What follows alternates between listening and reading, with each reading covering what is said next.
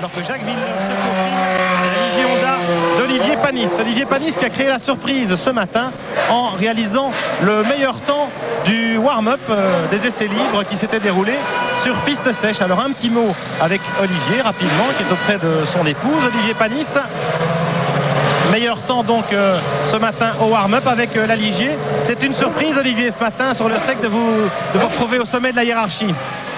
Oui, c'est vrai que ce matin j'avais une bonne voiture au warm-up. On a fait une stratégie un peu différente ce matin. On roulait avec, pas pour faire un stop, pour faire deux stops. La voiture marchait très bien. Le seul problème, c'est qu'hier, j'ai eu un problème en qualification. Après mon premier train de pneus, j'étais 5e. Le moteur a cassé, donc j'ai pas pu améliorer après. C'est dommage parce que j'avais une bonne voiture ici. C'est un circuit que j'aime particulièrement. Alors, les conditions climatiques, peut-être que certains vont prendre le risque de partir en slick. Qu'est-ce que vous croyez ? Oui, non, en slick, je pense pas, parce que la piste est vraiment très très humide et très glissante. Mais si ça ne repleut pas, ça va être un peu la valse dans les box, quoi. Merci Olivier, bonne chance. Olivier Panis, le deuxième pilote français au départ en Formule 1. Il est donc 14e et on avance.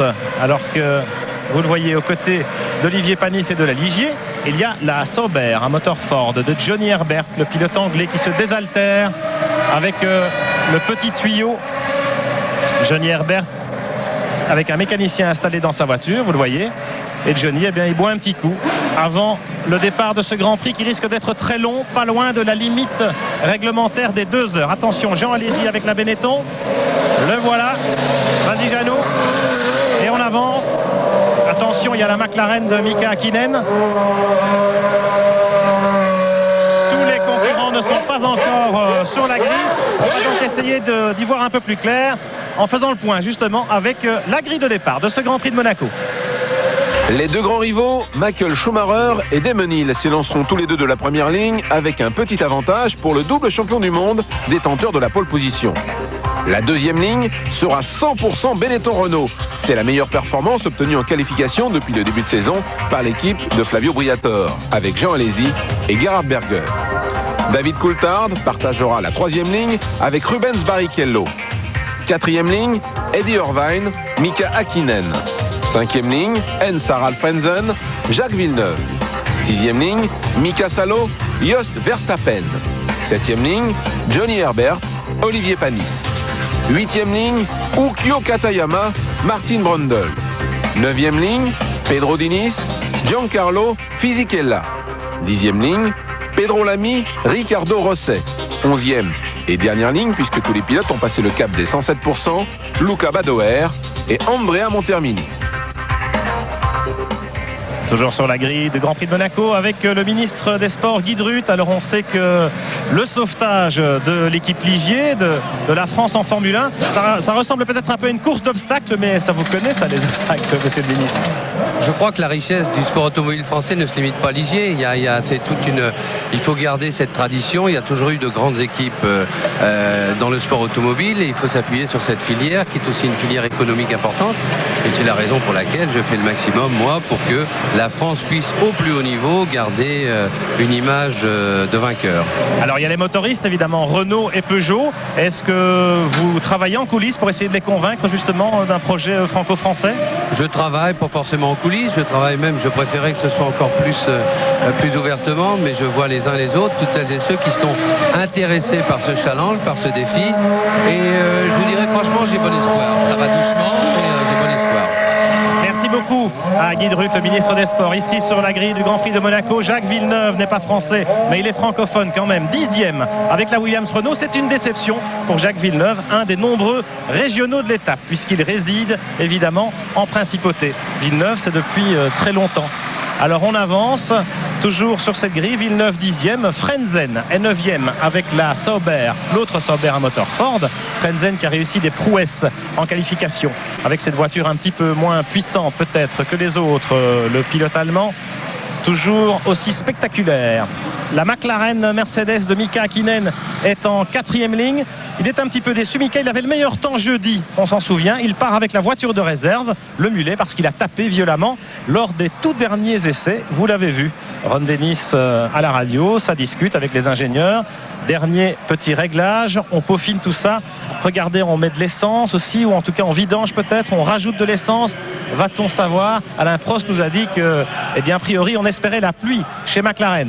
La Ferrari d'Eddie Irvine est en 7e position sur la grille. Le pilote irlandais, l'équipier de Michael Schumacher, assez loin évidemment de son chef de file, mais quand même qui remplit son rôle. La Jordan Peugeot de Rubens Barrichello est à sa place, comme d'habitude en 3e ligne. Elle a changé de couleur, elle est devenue tout à fait dorée, un beau or métallisé.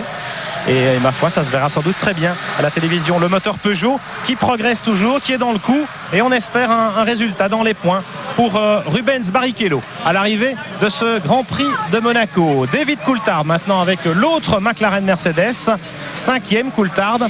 Il a très bien marché aux essais également. Il avait un petit problème avec son casque tout à l'heure pendant les derniers essais sous la pluie, problème de visibilité, de buée sur sa visière. Coulthard donc 5e sur la McLaren Mercedes. Et puis on arrive en 2e ligne avec les 2 Benetton Renault. C'est une bonne surprise, ils ont bien redressé la barre. Gerhard Berger est déjà installé au volant de sa voiture avec son casque. L'Autrichien qui a eu maille à partir avec Schumacher à la fin de la séance de qualification hier, vous l'avez peut-être vu. Et puis Jean Alesi sur l'autre Benetton Renault, 3e sur la grille. C'est une bonne position. Je le cherche, Jean, il ne doit pas être très loin. Je vois Flavio Briatore, je vois Kumiko Goto, la campagne de Jean. Et Jean est là, il est assis, il est caché. On va quand même peut-être lui voler un petit mot. Jean Alesi en direct sur TF1. Alors Jean, ce petit tour de reconnaissance, qu'est-ce que ça donne l'adhérence de la piste? C'est bien sûr très glissant, mais le problème ici c'est les plaques, les bandes blanches, les passages cloutés. Donc tout ça rend la motricité très difficile. Mais le problème ici c'est donc les rails qui sont bien sûr très très près. Il n'y a pas de gravier. Donc on va essayer de passer à travers les pièges. Bonne chance Jean, à tout à l'heure. Voilà, Jean Alesi, donc pas de gravier à Monaco. Eh bien oui, il va certainement passer outre cette fois-ci. Jean Alesi par 3e, c'est pas mal. C'est pas mal. Il a un petit peu tapé tout à l'heure. C'est une jambe cassée pendant les derniers essais. Bon, avant de se retrouver en première ligne avec Damon Hill et Michael Schumacher, tout de suite le point au classement du championnat du monde avant ce Grand Prix de Monaco. Avec ses 4 victoires en 5 courses, Damon Hill s'envole en tête du classement provisoire du championnat du monde. 43 points pour le Britannique qui devance Jacques Villeneuve, son coéquipier chez Williams Renault, 2e avec 22 points. Michael Schumacher s'est installé en 3e position avec 16 points. Jean Alesi occupe la 4e place avec 11 points. Eddie Irvine avec ses 9 points est 5e.